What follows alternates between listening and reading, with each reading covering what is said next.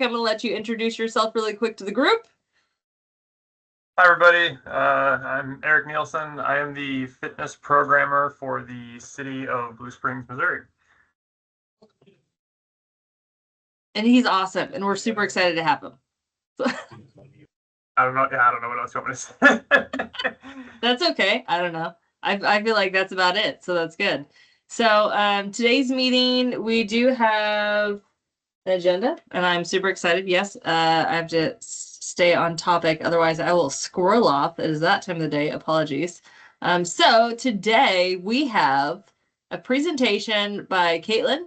Caitlin is with NRPA, so we're super excited that she could work on her schedule and get us in. We're super happy about that. She's going to talk about some awesome things for funding for the built environment and access to that. So if you guys have any questions during her presentation, Caitlin, would you like them to save those for during or at the end?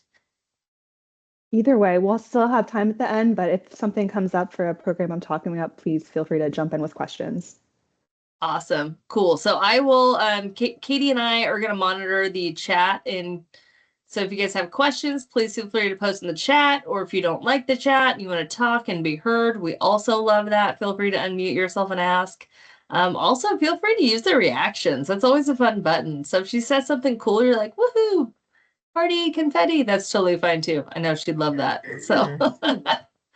All right. Well, without further ado, Caitlin, I'm going to let you get the party started. Katie, did I miss anything? Or are we cool to let Caitlin steer the ship? Sorry, I couldn't find my mic button. Yeah, we can just jump into it. I didn't know if you wanted to start with introductions for everybody, if everyone knew each other or not. You know what? You're right. I think we should. That was my bad. Let's play popcorn really quick. I'm Allison Smith. I'm with Johnson County Park and Recreation Department, and I'm the wellness coordinator here. I'm going to popcorn over to Katie Renner. Katie Renner. Hi, I'm Katie Renner. I work across the hall from Allison here at Johnson County Park and Rec. I am their special events coordinator. Thanks, Katie. Who do you go to popcorn to? I would like popcorn to Miss Teresa.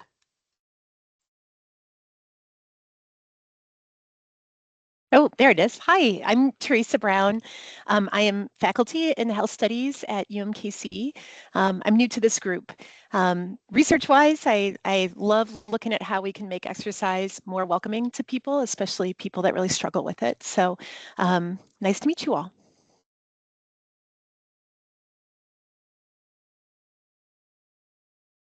Do I need to popcorn? Yes. I will. I'll popcorn to Shaya. Hello, everyone. Shaya Lockett. I am the Recreation Manager for the Unified Government of Wyandotte County, Kansas City, Kansas, Parks and Recreation Department. So I do all things recreation. And I will popcorn to Jackson. Thank you. My name is Jackson Hotaling. I'm with Missourians for Responsible Transportation. We're a statewide advocacy nonprofit and partner of Bike Walk KC. Just in a meeting earlier today, and Katie gave the plug for this discussion, so I thought I'd pop in. And I came in a couple of minutes late, so I'm not sure who hasn't gone yet. That's okay. I'll go ahead and introduce myself.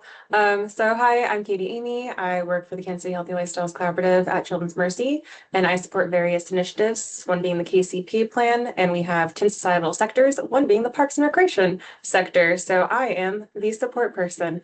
It is nice to meet everybody. I'm so happy you could be here today. I'll hand it back off to Allison to introduce Caitlin. Unless, Caitlin, would you like to introduce yourself, as you are the expert on you? No preference. Happy to. Hi, everyone. Caitlin Brody. And I'm with NRPA. I'm the Government Affairs Specialist. I'm coming up on 2 years in the position, and my main role is to share federal funding opportunities that relate to the park and rec sector with our members. So without further ado, I'm happy to jump in and get started if that works for everyone. Okay, while I do that, I'm going to go ahead and share my screen. I added a couple more grants to the one I had shared you, Katie. So let me pull this up. Let's see.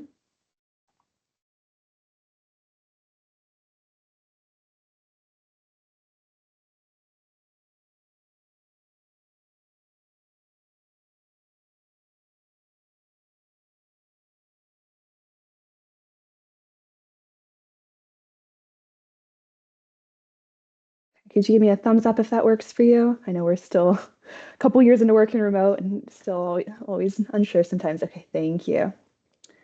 Okay, well, without further ado, I'm going to be sharing an overview of some funding that could apply to your organization based on some different categories. So let's see. So throughout this presentation, like I said, it's going to be a little bit of alphabet soup. Some of these grants you may be familiar with, some may be completely new to you. Hopefully everyone will get a little something out of today. Kind of going in with the assumption that we have a wide variety of background knowledge on grants. Some of you may be very new to the grant space, some of you may be more experienced. Like I said, I hope this is a general overview that with a little bit for everyone. As I'm going through it, I did want to drop in the chat, A, the slides that I'm showing you, and then B, a document. Sorry, sometimes with two screens, I'm always like, too many things going on. So that you're able to follow along either now if you prefer or for later. So let me do that for a second. And then as I'm going along, the slides will match the document, so you can see the links and everything as I go. And sorry, it's still in presenter mode. Okay, one moment as we get everything set up. Appreciate your patience. We'll be rolling in a sec.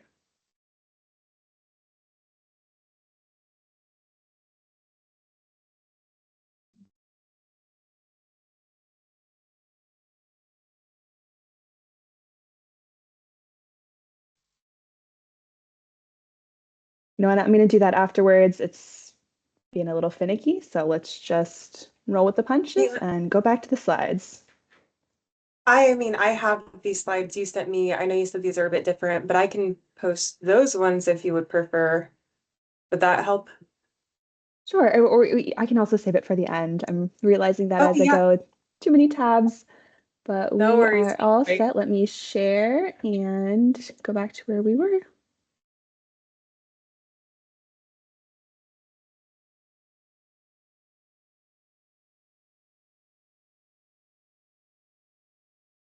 Okay.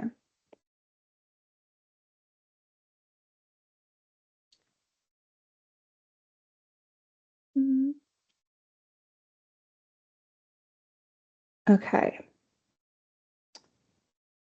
The one caveat I did want to give also is that it has been a very unusual year for grants given the current administration, and I will get into that a little bit later without getting too political. But as I go through, you'll see some of the grants did not have a cycle this year, and that's, like I said, just because of either the language is being changed or there weren't enough staff in the different departments.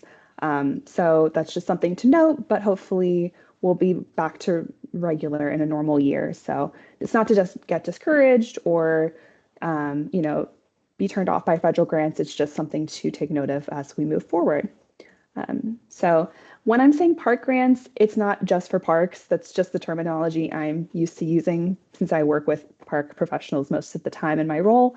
So anytime I say parks, just know that it likely would apply to your organization. That's just, like I said, the vocab that I'm used to using. So the first group of grants I'm going to be talking about could relate to parks, but more broadly speaking, the built environment. So NRPA's landmark grant program that we're looking to push more money into is the Land and Water Conservation Fund, or LWCF. So this was, and like I said, I'm not someone, I know it's not best practices to put this much text on slides, but I just want you to have it for the future. So I'm just going to skim over some of them. LWCF is a grant that is managed by a couple different organizations, and there's a couple different programs within it that could benefit your community. So LWCF is broken down into stateside, the State Assistance Grant Program. And on a side note, NRPA at least is very excited to see that if you were following the news last week, NPS and the LWCF program had record funding passed through the minibus through congressional appropriations that is going to be going to the president's desk hopefully this week and signed into recognition until September. So we're very excited to see that latest trend bringing in more money for the LWCF program. But this is a program that kind of trickles down from the federal government into the states to localities to be used for a wide variety of resources, including for parks and outdoor recreation. The main program that we focus on through LWCF is ORLP, and I'll get to that in a second. But just for the stateside LWCF programs, usually the eligibility would apply to state or local governments, but if you are a nonprofit, you can partner with those localities to apply for it as well. And it can be used, like I said, for acquiring land or developing those recreation areas. And I was kind of jumping ahead, but ORLP is the flagship program through LWCF, like I said, that NRPA advocates for. It's very similar to the state program. It just is specifically for more urban areas based on that population threshold, or for areas that are considered economically disadvantaged or lack access to a park space in the community.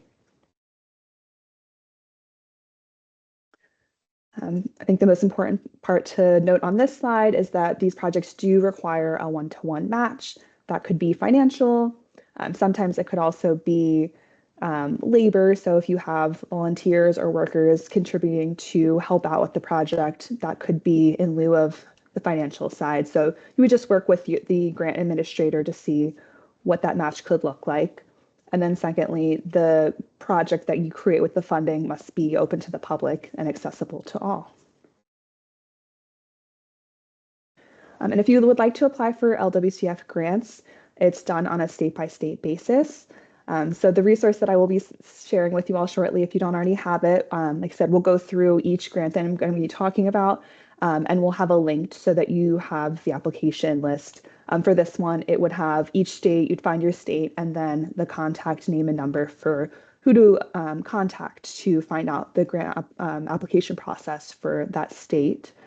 And then for RLP, that is done on grants.gov. So once again, that one's a little bit of a unusual grant year process. The ORLP grant was shared on grants.gov in the summertime, and then it was pooled. It's been paused ever since. I think the NPS is working on the language for the NOFO. So that's, like I said, paused. It got pushed back a little bit from what we've heard from NPS staff. It was supposed to be put back out in the fall and the winter. So we're hoping that the next round will be available to be applied for early 2026 as soon as possible. So if it is a grant that you're interested in, it's a really good time to start gathering materials and resources so that you're able to hit the ground running when the NOFO is released any day now. Another grant that is a really big program that NRPA advocates for is CDBG. What I like about CDBG is that it can be used for a wide variety of funding options. It can be applied to, like I said, housing, infrastructure improvements, economic development, public facilities such as community centers and parks. And CDBG, similar to LWCF, comes from the states. So the federal government allocates how much the CDBG program is going to be funded, and then that money goes to states who would then share it with localities to fund those projects. And similar to that, what I mentioned with LWCF, this CDBG applications are typically due in the spring, but it can be a confusing process just because, like I said, each state manages it a little bit differently.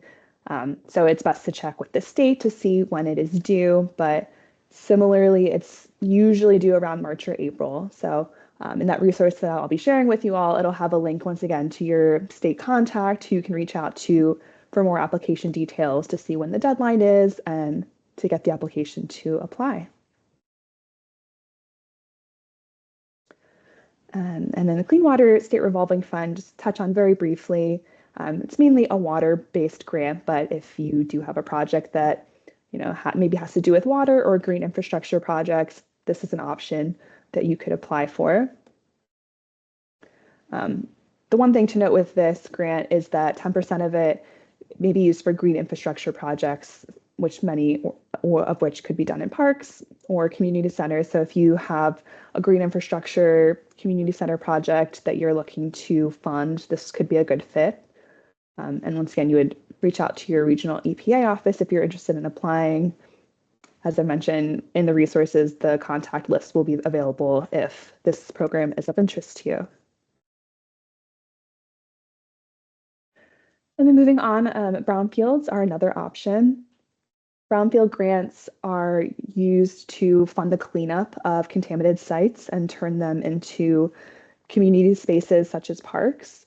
There's a couple of different brownfield options. You can have funding to go towards site assessments, planning, cleanup, and a variety of other uses. It's really amazing to see some of the examples of turning these, sites that are just look like they're very contaminated by hazardous waste into these beautiful new parks. So if there is a site in your community that might be applicable to this, it's a great opportunity. This one does close next week, so unfortunately would likely not be able to apply through this grant cycle, but if it is of interest to you, something to keep a note out for next January would likely come out again. And then another option is Historic Preservation Fund. If there is a site in your community that either could use a nomination to a register of historic places or in use of any wide variety of historic preservation activities, this is an option. And these last few grants that I've mentioned, they are found on grants.gov. So that's just easier for me since I'm on grants.gov almost all day, every day. So either the application is on grants.gov or grants.gov would take you to an external site for the application. So for these, it's very easy to see, regardless of the state, everyone nationwide will have the same deadline, the same application. So this one closed last August, but likely again this summer, it would reopen if this would apply to you. The next two grants I'll walk through are called REPI and RARI. These are both military-based grants if there are military bases in your community. Basically just want to conserve the natural resources and the land around military training areas. So if that's applicable to you, we are still waiting to see if there will be a NOFO or RFP, request for proposal, for this program this year. So it's very similar to RARI, the only difference being that this uses LWCF funds, that first program I mentioned, and is administered by the Department of Interior. And then the next couple grants that I'll mention are transportation grants. This first one is called RAISE. As I said, it's going to be a bit of alphabet soup throughout this. There's so many acronyms in the grant world that took me a while to learn, and then some of them I still mess up sometimes, but this one was called RAISE, and then the current administration switched it to BUILD. But if you are looking to apply for this grant on grants.gov, you would just search for National Infrastructure Investment, and then on that webpage lower, it would be called the BUILD program. So if that ever is confusing and you're looking to find an application, feel free to reach out to me. I'm happy to help. But for the RAISE/BUILD/National Infrastructure Investment Program, this is used for a wide variety of transportation uses. So you could use it if you are looking to plan, build, or complete trail networks, bike paths, or safe walking paths in your community. A lot of the transportation grants I'm going to be talking about fall into the same kind of category if you are looking for, like I said, more trail networks, more bike paths. So they'll be pretty similar if that's of use to you. And then for this one is due in about a month. So there is still a good amount of time if you would like to apply to the RAISE program. My general rule of thumb is to give it a month to complete an application, at least a strong one, so that it doesn't look too rushed. So like I said, if you see one of the programs that I'm talking about and you're really interested in it and it's due next week, that's obviously a very tough turnaround. So like I said, just something to keep in mind for marking your calendar and getting ready for the next grant cycle. But any of these that are due in the next month, 2 weeks is a stretch, but if it's of interest in you and you have the time, feel free to apply. It's worth a shot. But this is one of those that given the timeline, would be a fair fit to apply for starting today. Another transportation grant is called Reconnecting Communities. This one is used to increase access to community spaces that people use on a daily basis. So if there is maybe a parking lot that it needs repair, it is preventing people from accessing your park, this might be a good fit for a grant. It can be used for, like I said, bridges, highways, anything that is preventing access to community spaces in your community. And then this is an example of a grant that there was not a grant cycle this year.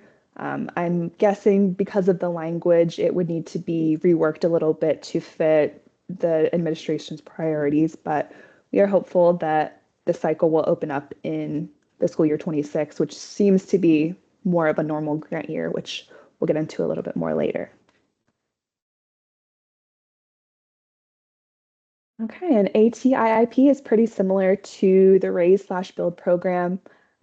Similarly, it can be used to fund walking and bike networks in your community.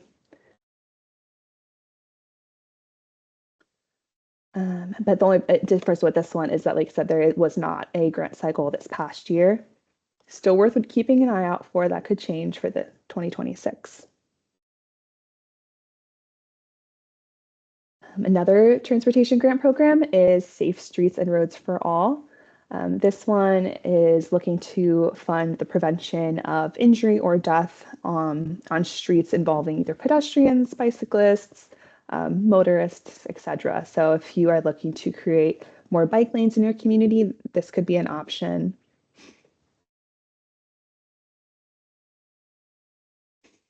And then this grant cycle opened up last summer, so I would guess that late spring, another cycle will be open if this is of interest to you.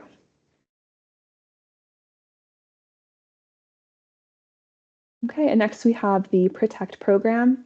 This grant combines transportation and green infrastructure in a way. It is looking to strengthen surface transportation to be more resilient. So if you have roads that are in need of repair from heat waves or climate change or anything of that nature, this grant could be used to help fund the protection of those transportation infrastructures. They said it could be used like for planning, resilience improvements, evacuation routes. And this one did not have a grant cycle this past year.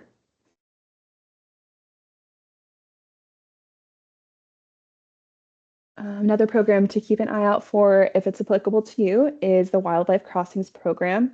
So this one funds projects that seek to reduce collisions between vehicles and wildlife. Kind of a cool program. I think they've funded the creation of some bridges or walkways to allow animals to cross the road safely, which I think is cute and nice and good for less roadkill. So if this is a problem in your community, this could be an option to help with planning, construction, or any sort of infrastructure improvements. And this has a 3-year cycle, so it would likely open up again next summer. I believe this is the last transportation one. This is called TAP. This is a grant that, similar to the others, can be used for a wide variety of transportation functions, whether that's trails, scenic viewing points, safe routes to schools. This one is an exception in that it would not be applied for on grants.gov. It would go through your state. So it's similar to the LWCF and CDBG programs. You would have to contact your state to apply for it.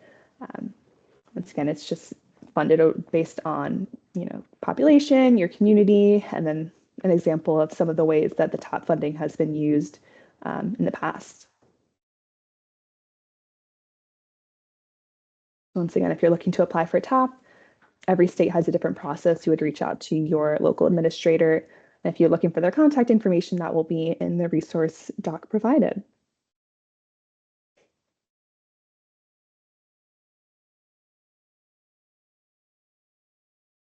I do have another one for transportation, SMART grants. Just going to really briefly just glance over it, not too much new here. Once again, looking to improve the safety of pedestrians and bicyclists. And unfortunately, there was not a round of this grant open in the past year. Similar to the others, the rural program funds, like I said, roads, highways, things that would support the rural economy, but is specific to rural communities, as the name implies. It's just looking to increase connectivity and growth. There unfortunately was not another cycle opened this past year. Okay, moving on to environmental grants. I don't have many of these and I won't talk about them too much because I think almost all of them did not have grant cycles open this past year. I think just once again, aligning with the administration's priorities, there would need to be quite a lot of language revamped for them to open up the cycles this year. But that's not to say it won't be done. Hopefully it will. And if not, we'll keep an eye out for the grant cycles to reopen in the future. But the Community Change Grant is still a great program. It addresses climate changes and reduces pollution either through building climate resilience or capacity to address these challenges.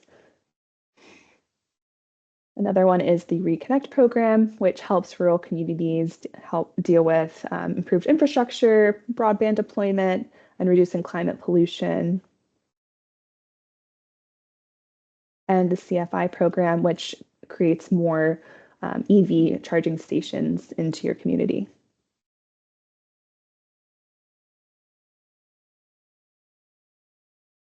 Okay, and then the last chunk of grants I'll talk about are programming grants. I like these because it's a little bit of everything. So one example is after school funding. These two I'm going to mention, after school funding and nutrition, are also applied for and funded through your state agencies. So that for this one, you would apply through your state education agency, which I'll have the contacts listed out.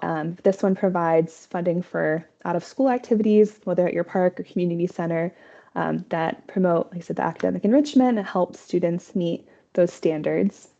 So since it is done on a state basis, the applications and deadlines do vary. So you'll have to reach out to your local or state education agency to learn more. As mentioned, the federal nutrition funding, there's two different programs, SFSP and CACFP, that will either provide funding for meals during the summer or meals after school for your park or community. And that's another one where I said, you'll contact your state and local agency to find out more and to learn about the application and deadlines. Another program is OJJDP.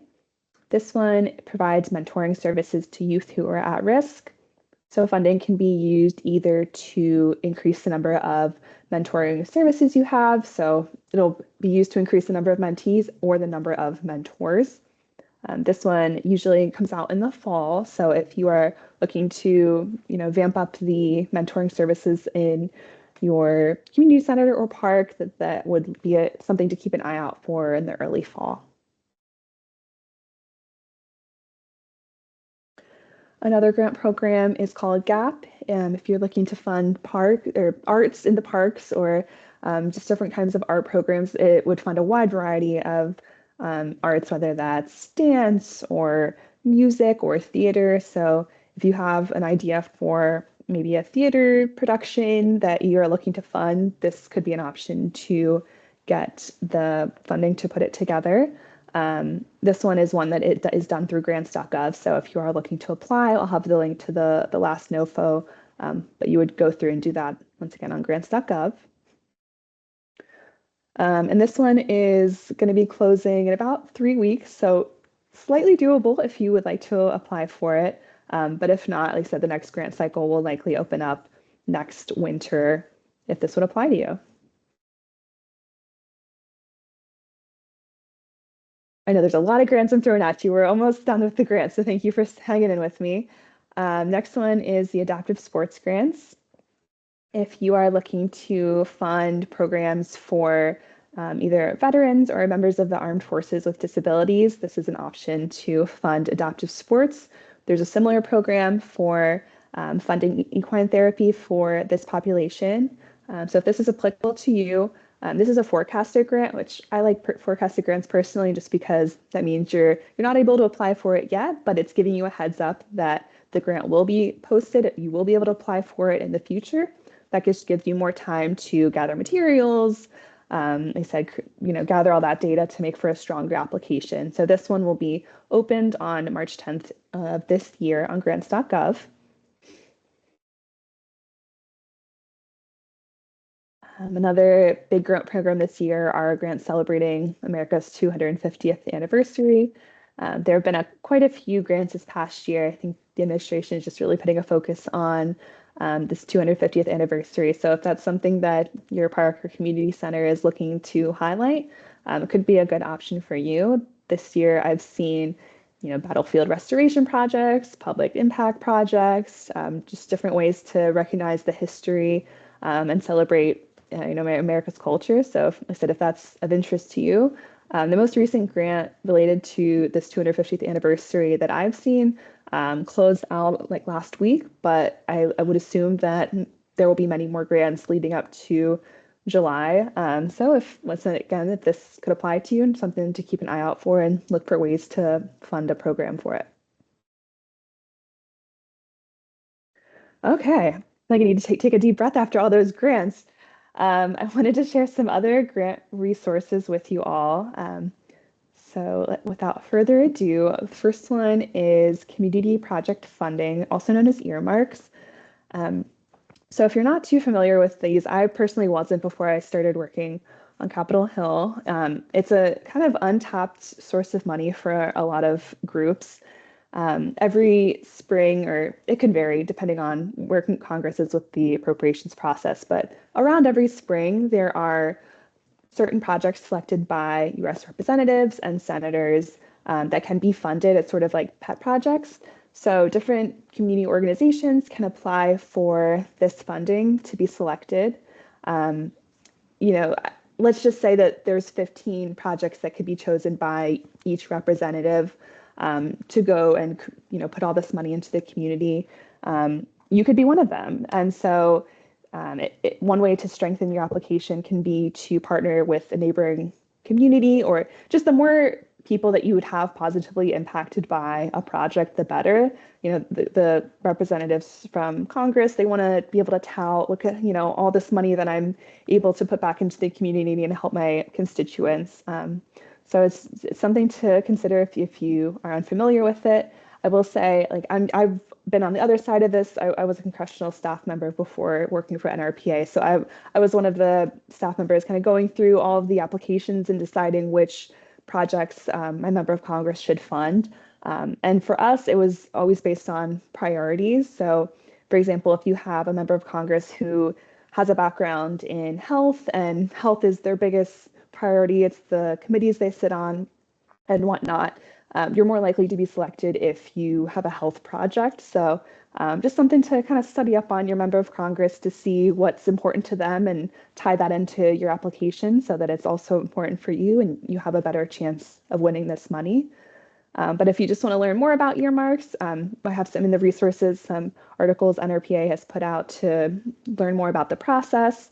But if you're looking to apply or just look through the application to see what that would entail, you would apply through your member of Congress. So you would either go on their website.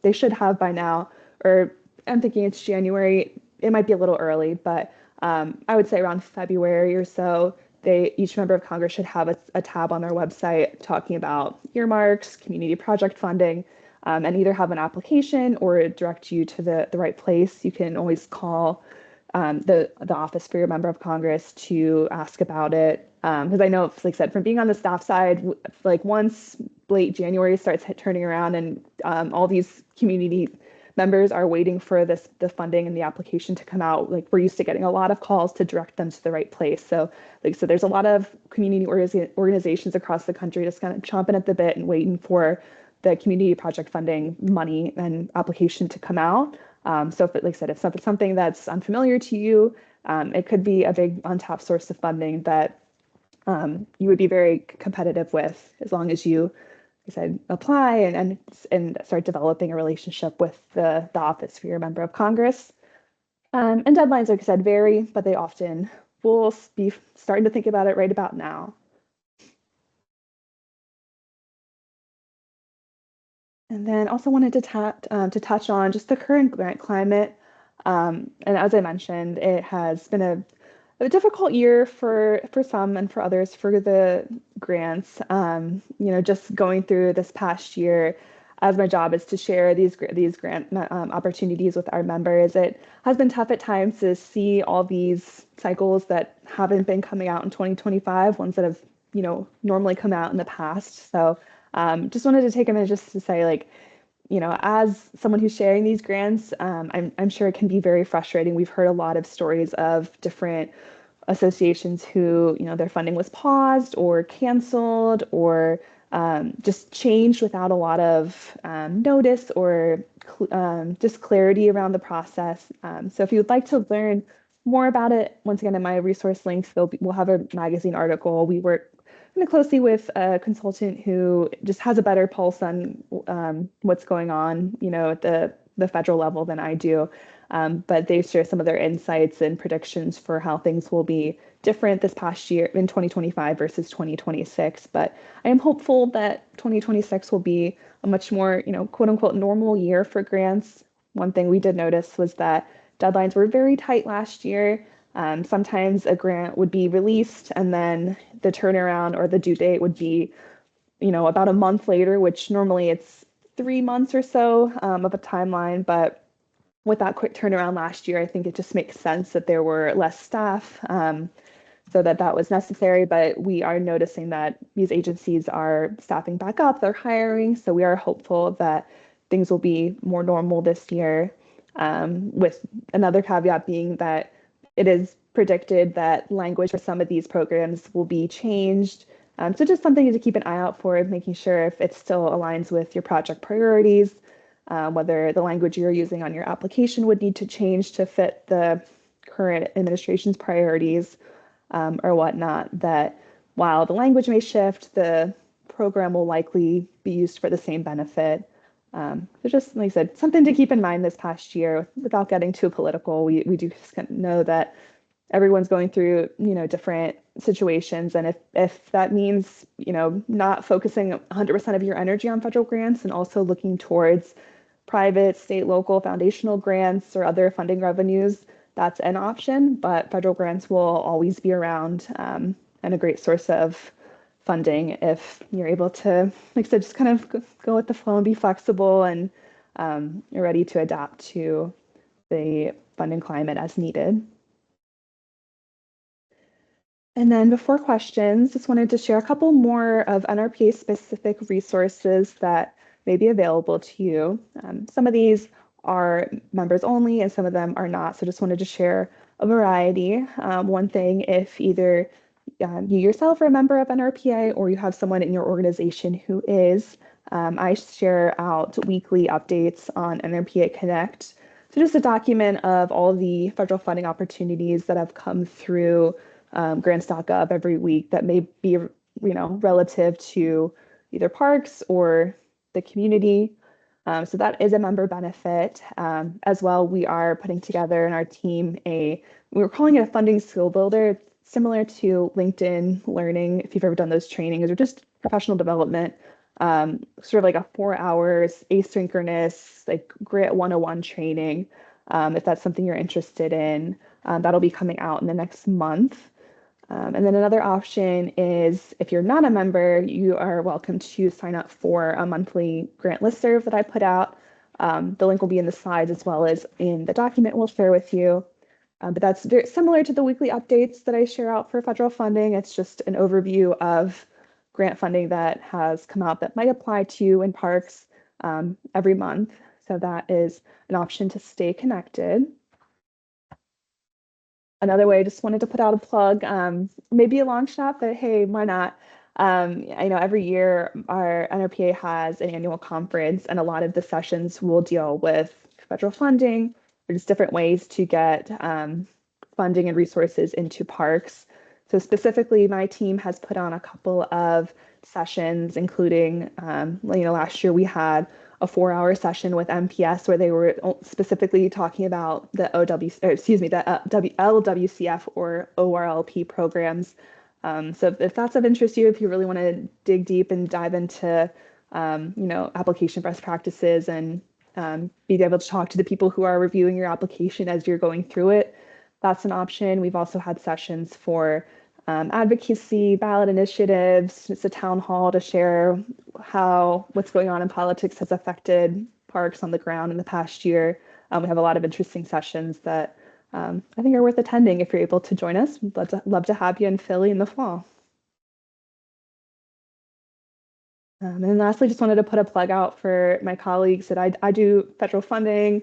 My colleague Dan is in charge of our advocacy and any of our campaigns to write to your member of Congress and share either good news or just taking different steps to get involved, not just in the funding space, but in the advocacy space as a whole.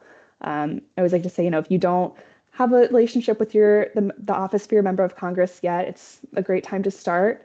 Happy to text that number or scan the QR code, and that'll lead you to our advocacy webpage. I think right now our campaign is to just write to our members of Congress and thank them for the LWCF funding that I was mentioning earlier, said last week, and a really big win for parks and communities is the record funding for LWCF. So I was participating in as well.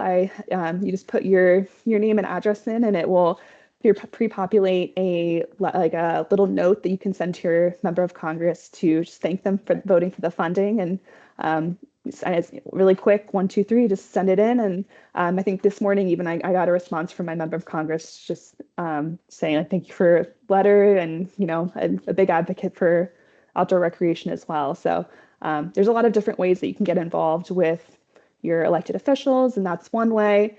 Another way is to start, if you don't do park visits, or just inviting them out to see your space. Like I said, from being a congressional staffer, I think the more that you can have a relationship with them, it's not something to be scared of. I think it can help your funding, even if you're just checking in every so often, inviting them out to your space to visit it, and initiating meetings with congressional staff. I remember when I was a staffer, I met frequently with the Boys and Girls Club and all these different community organizations, and just having that relationship with them really helps to not only maybe get a bill passed or have a priority, but the more that you see them and they see you face to face and see your names, the more it's going to help. Like I said, when it comes to funding or when it comes to future bill ideas, it really helps to get the ball rolling and help everyone in your community. Okay, I think that's it. So please, if you have questions, if not now, later, I'm happy to always serve as a resource. Like I said, I know I threw a lot of information your way, but as you're later, going through the slides again or going through the resources and any questions come up, please feel free to contact me anytime. And if I don't know the answer, like I said, we have different people in my organization who deal with state and local funding and the post-award management. So always happy to help wherever you are in the grant management stage.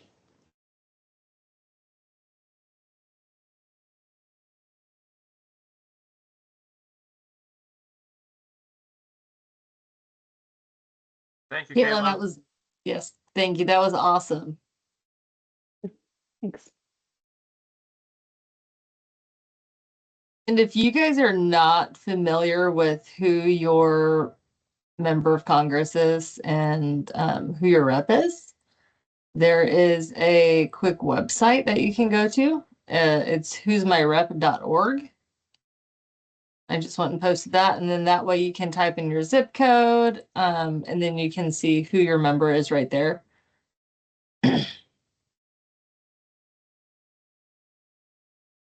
And then Caitlin, are there any other tools or tips or tricks that you have for other information? Like, because I'm not familiar with looking up any of these grants, but I also don't apply for a lot of grants in my position. But do you have any recommendations on what that would look like or what to look for? I know you said it's on their tab of their website for a congressman. For that one specifically, or just more broadly? Just one of those, I guess. Yeah, more broadly, I guess. I don't know. Sorry.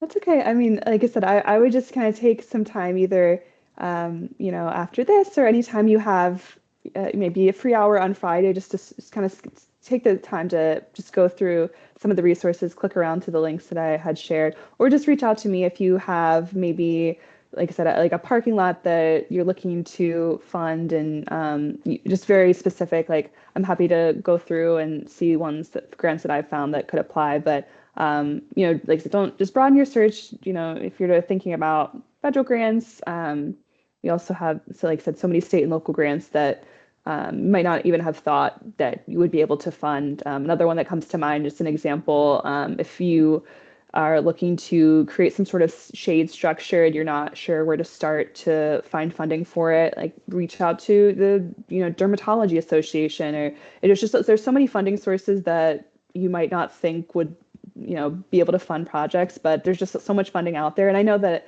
it's hard to find time to, step 1, find the grants, step 2, apply for them, and step 3, deal with the grant management.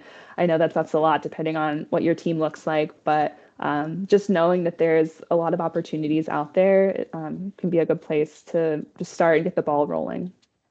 Awesome. Thank you.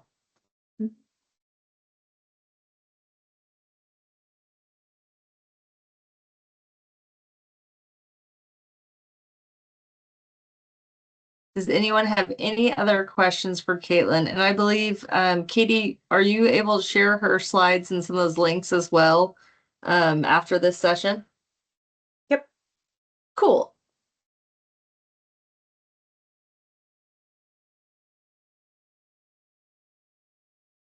All right. Well, Caitlin, thank you so much. I greatly appreciate you taking time to come on. This is awesome. Very good information. I'm excited to, I've already sent the Adaptive Rec grant link to our adaptive sports person. So that's awesome. Thank you, thank you, thank you for sharing all this. I hope you guys all got some great resources. Again, if you do need more help, please do not hesitate to reach out to Caitlin. I know she loves hearing from people. She's a great resource. Also, another shout out for NRPA. They have so many resources on their website. Even if you just sign up for their newsletter, and you can actually access their magazine online for free. So I'll just go post that in the chat on the homepage.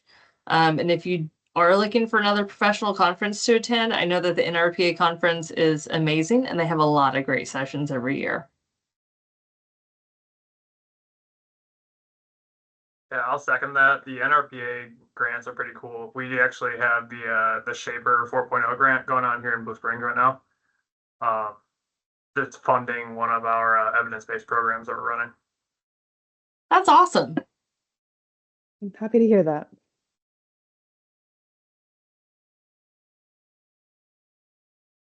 All right. Well, again, if you guys have any other questions about this, please don't hesitate to reach out to Caitlin. If you did not get her information, we can go post that in the chat as well.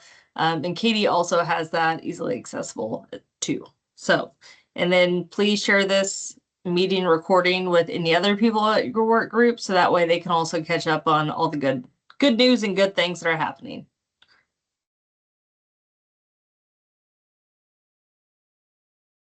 All right, Katie, are we good to move on to any group updates and or announcements? Just because I know we're getting close on time. Sorry. I think so. Yeah, no, we've got 10 minutes left. If you can stay longer, great. If not, we understand. Caitlin, thank you so much once again. If you want to stay and finish up the meeting with us, please feel free to. I understand also if you have other things going on. So thanks again for your time today. Sounds good. Thank you. Thank you, Caitlin. Thank you. All right, group updates. So our biggest announcement for the Park and Rec sector group is that we have Eric as our new co-chair. So we're super excited about that. And we had our core work group meeting yesterday for all these sector work groups. And again, as a reminder, if you guys have a passion for any other topics or things in your world, they've got a sector work group for a lot of things. And I know some other work groups are looking for chairs and or co-chairs. So please definitely explore that on the Kansas City Physical Activity website as well. I can try go posting that in the chat. do that here in a minute. Otherwise, I do know that we are going to start looking at the goals and objectives for this group here soon. I know me, Eric, and Katie are going to be looking at that. So if you guys have any feedback after reviewing that on the KCPA plan, please, please, please feel free to share that. Again, we only know what we know. We don't know what we don't know. So if you've got feedback, share it. We'd love to hear from you guys. Does anyone have any super exciting announcements from their corner of the metro that they would like to share with the group? Oh, thank you, Jackson. That's awesome. I'll jump in. I don't know how many are going to KRPA, but if you're going, we are doing a session on people, politics, and parks on Wednesday morning. It should be pretty fun. So if you're able, join us. I'll be there. So I don't know if I'm going to that session. I haven't looked at the schedule yet. So And bright and early Wednesday, 9th, first session. I'm like, great. hit up the caffeine. Oh, thank you, Katie. You're on it. You had that posted real quick. I was in the process of doing that. Yeah, it's in my announcements as the KRPA and MRPA conferences. So Nice. Thank you. absolutely. Well, on that note, I'll go ahead and say the MRPA conference is also coming up. It's February 24th through 27th. It's in Columbia, Missouri, and I will go ahead and post that registration here in the chat as well. I'm actually presenting there on Thursday, the whatever that is, 27th, I think. Nice.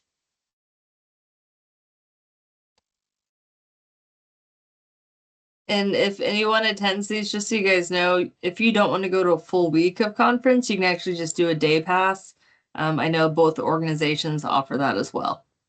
So if you see the schedule, and those schedules are available online. So if you're like, whoa, like that day looks awesome, you can just do a day pass. That's totally fine. Also, I know both of our organizations are always looking for speakers for these conferences. They do a call for that really early. So like literally as soon as conference is over, they're going to start recruiting for next year.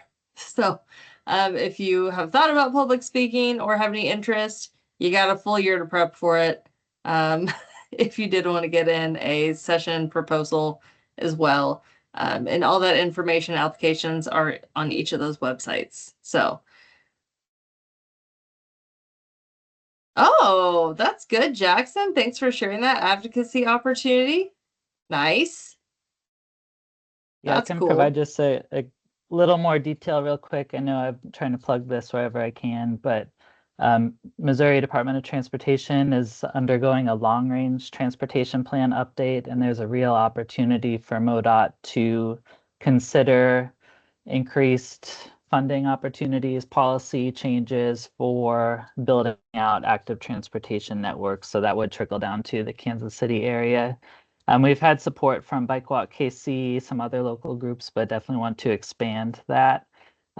We've worked with Children's Mercy as well, with Natalie Updike and Robin Shook to consider a letter. So for anyone else with your respective organizations, if you would consider looking at this blog post that I put in the chat, we have a template letter of support. You'd be able to email me. My email's listed here in that blog post, and then you could see some of the organizations around the state that have already submitted letters. But one more month that we're trying to collect letters. So if any of your respective organizations would consider, we'd love to include you in that letter of support that we'll give to MoDOT. That's super cool. Thank you, Jackson. Mm-hmm.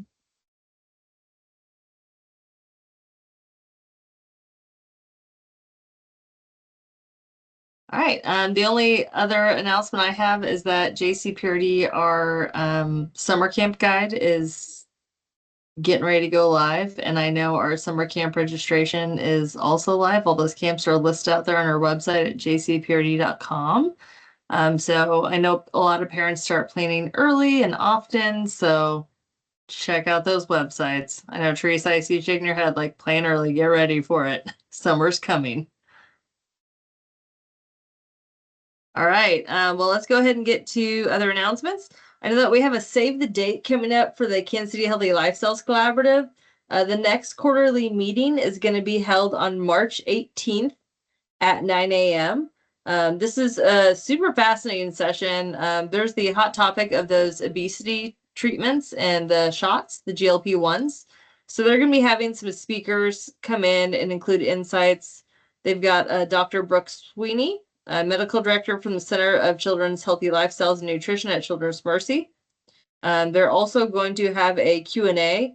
So Katie went and posted the link for that. I really want to attend this one, but I can't because I'm going to be running a camp that week. But you guys are more than welcome to attend. And Katie, correct me if I'm wrong, this is hybrid. You can attend virtually or in person, correct? That is correct. Yeah, we offer a hybrid option. And then for those who do attend in person, we do provide breakfast. This is free. Just want to clarify, free event, free food. If there's anybody you know, your colleagues who might be interested, please share this with them. And there's a lot of information out there. So it's kind of fun to join these conversations because you can hear and learn more about it. And I know that obesity is an epidemic that we're all fighting together. And childhood obesity is also up there. So this is fascinating to be able to be in a room with other people in the metro and talk about this, or even if just attend virtually. I know that they've got Katie and Natalie are on it and always moderating the chat. And so they will make sure that your questions are heard and addressed. The other cool thing going on is the Active Living and Outdoor Health Summit is coming up on March 8th through the 13th. That is Minneapolis, Twin Cities region. I think, Katie, you've got a link for that one too, right? Cool. Otherwise, I think that's all we have for updates. I know our next meeting is TBD currently. I think we're still working with Katie and Eric and I on our schedules to make sure we can get something consistent going on for you guys. If you have any topics that you want to hear more about, please don't hesitate to reach out to me, Eric, or Katie. We'd love to hear from you guys. Again, we're going to be taking a hard look at our goals and objectives for this working sector. So as we do that, we'll probably try and focus on some sessions directed towards some of those, even if we just host a call where it's a listening session as well. But again, if you have anything else for the good of the group, let us know, post it in the chat, or forever hold your peace, or email one of us after the fact.